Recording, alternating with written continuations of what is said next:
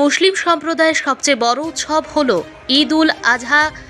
সোমবার সারা রাজ্যের সাথে একই সঙ্গে পালন করা হয় ঈদ উল আজহা কোরবানি ঈদ।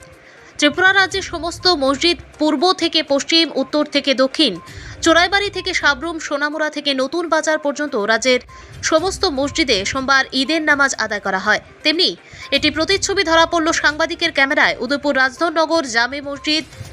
এদিনের এই উৎসবে জাতি, ধর্ম, বর্ণ সকলেই মিলেমিশে আনন্দে উল্লাসে পালিত হয় ঈদ উল আজহা।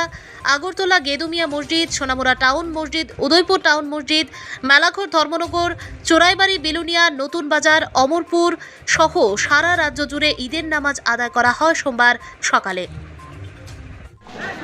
সকল ত্রিপুরাবাসী, ভারতবাসী এবং বিশ্ববাসীকে ঈদ মোবারক। আজকের দিনে যে ঈদ উল আজহা কুরবানির ঈদ, এর বিশেষ মহত্ব আমরা সবাই জানি।